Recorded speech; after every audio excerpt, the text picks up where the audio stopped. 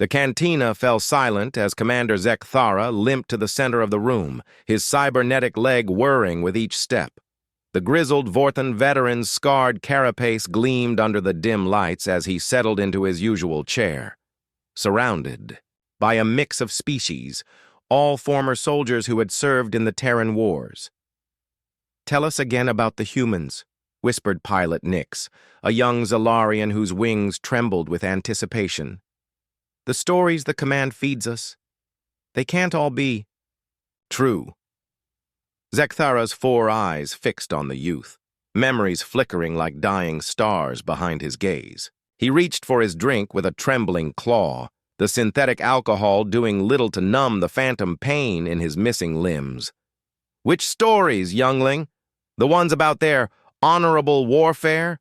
Their civilized tactics?" The commander's mandibles clicked in what passed for bitter laughter among his kind. "Or do you want to know what they don't tell you in the recruitment vids?" The assembled veterans leaned closer. They had heard fragments before, whispered rumors in the darkest corners of military bases, but never the full truth from someone who had faced humanity in battle. "I commanded the 47th Fleet at the siege of Kepler 442b, Zekthara began, his voice dropping to a gravelly whisper. 12,000 ships, the pride of the Galactic Coalition.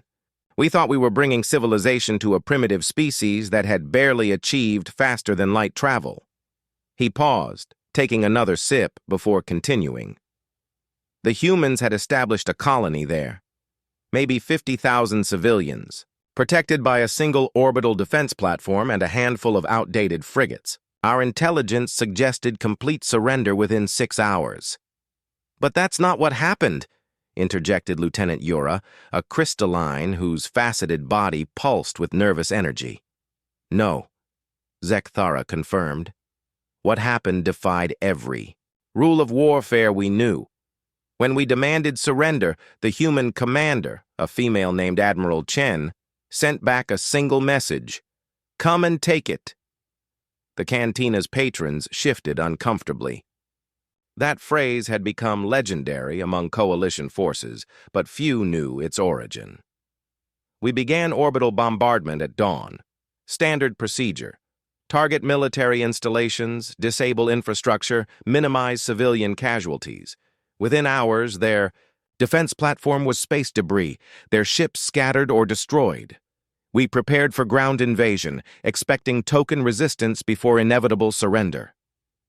Zekthara's eyes grew distant, lost in memories that still haunted his sleep cycles. The first shuttles landed in what appeared to be abandoned settlements, empty buildings, deserted streets. Our advanced scouts reported no signs of organized military presence. We thought they had fled deeper into the continent.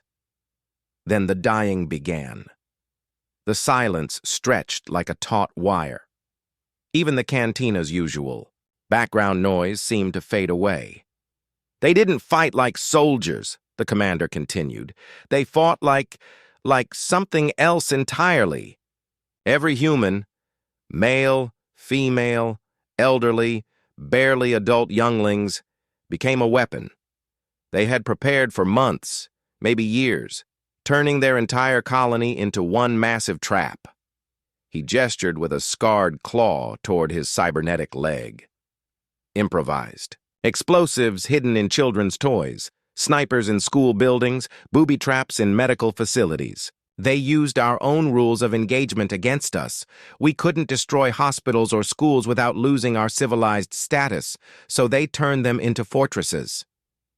But the worst part," Zekthara's voice cracked slightly, "wasn't their tactics. It was their persistence.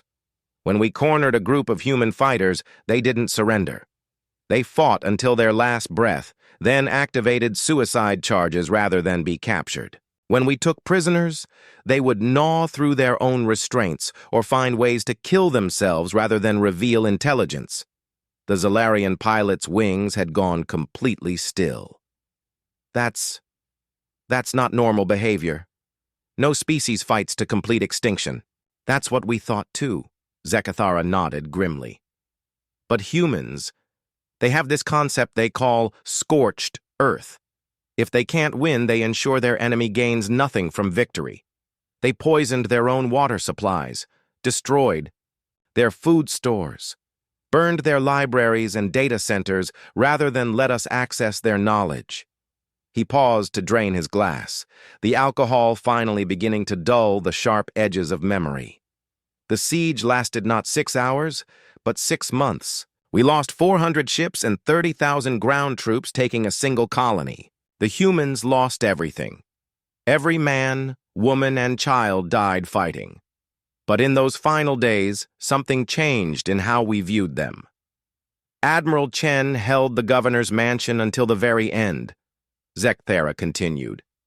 When we finally breached the building, we found her in the communications center, surrounded by the bodies of her staff. She had been broadcasting to other human colonies for weeks, sharing every tactic that worked against us, every weakness she had identified in our equipment and strategy. The lieutenant whistled low. Military intelligence. More than that, the commander corrected. She turned their defeat into a training manual for every other human settlement. By the time we reached the next colony, they were ready for us. Our 6-hour conquest had become a 6-month nightmare, and it was about to get worse. Zekthara stood slowly, his mechanical leg servos whining in protest. The coalition brass classified most of what happened at Kepler 442b, but word spread anyway. Other species began to whisper about the human problem.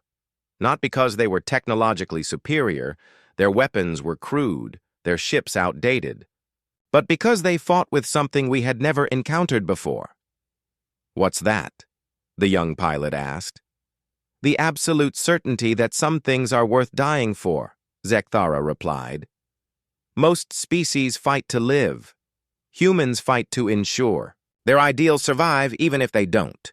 They turned warfare into a philosophical statement, and that terrified the galaxy more than any superweapon ever could. The cantina remained silent as the old soldier limped toward the exit, his words hanging in the air like smoke from a dying battlefield. Outside, ships from dozens of species shared the same station, the same space, in what was now called the Terran Peace. The humans had won that war not through superior firepower, but by making their enemies understand that some victories cost more than defeat. And in learning that lesson, the galaxy had perhaps learned something about the nature of true strength. As Zekthara disappeared into the station's corridors, the assembled veterans slowly returned to their drinks, each lost in their own thoughts, about the species that had changed warfare forever. Not by perfecting the art of killing, but by perfecting the art of dying for something greater than themselves.